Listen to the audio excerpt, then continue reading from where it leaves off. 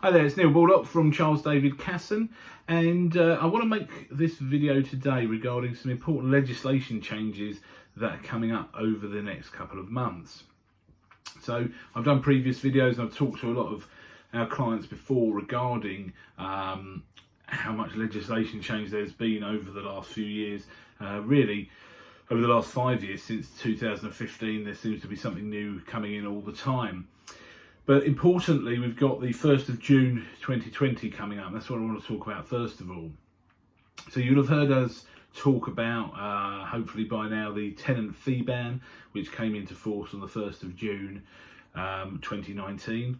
And although that was a poorly worded piece of legislation, which basically it called itself the Tenant Fee Ban, we are banned from charging tenants admin fees and renewal fees and things like that now. But it also covered a much wider breadth of things, and it basically determined how we can deal with monies that are received from a tenant, etc. One of the important things that was detailed in that was that there's a 5-week deposit cap now. So we used to take a month and a half's rent or 6 weeks rent, and any new tenancies from the after that period had to have only a 5-week deposit. And then there was a year's grace period whereby existing tenancies could keep whatever deposit they had, as long as it was still compliant with the deposit regulations, etc., properly protected and the prescribed information served. But that grace period is coming to an end. So as of the 31st of May, all deposits for any tenancies, any assured short hold tenancies anywhere in England must only have a 5-week deposit on them. So for our managed clients, we've taken care of that for you. For any of our clients who we provide an intro-only service to, but we also hold your deposit, we've actually taken care of that for you as well. But for anybody else watching, if you have existing tenancies in place, whether managed by another agent or whether managed by yourself, you need to make sure that you've returned the difference between 5 weeks and whatever deposit you hold.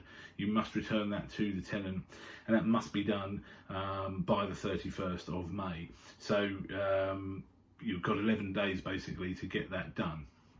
We're on the 20th of May 2020 today.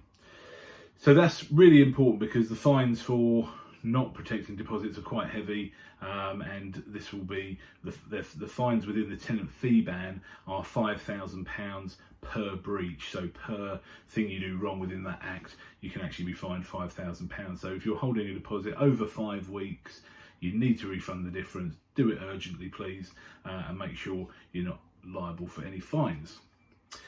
So that deals with that part. But whilst we're talking about legislation, we've also got an important date coming up, which is the 1st of July 2020. So we've got just over a month to get ready for that. But there's a big change in the electrical regulations that all property rented in the UK now will have to have a 5-year electrical safety certificate. So this is good news. This brings it in line with the gas safety regulations, where you have to have a safety certificate once a year for gas. With the electrical regulations, it's always been a very grey area because the onus is on the landlord. Your responsibility is to ensure that electrics are safe. Now, how do you do that?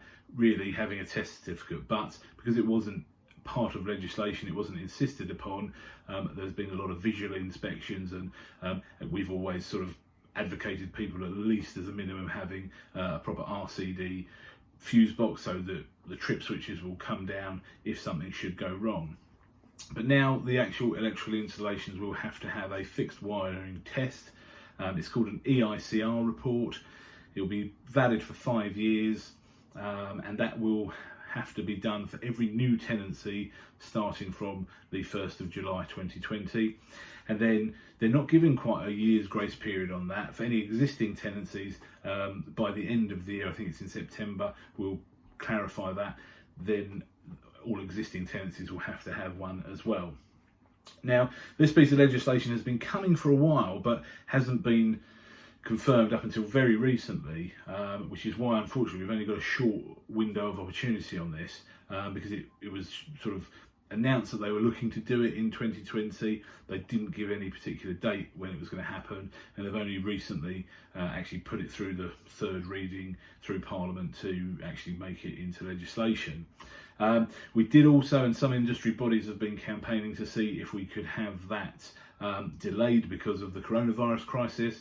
Unfortunately, that doesn't seem to be possible at the moment, and as it stands, those safety certificates are still required, just like the gas safety certificates and the energy performance certificates. So we'll be getting in touch again with our managed clients to implement that for you and discuss that with you over the coming weeks. We'll be starting off with obviously people who have got renewals coming up, or those renewals that we've already done, and now we need to get the electrical certificate done.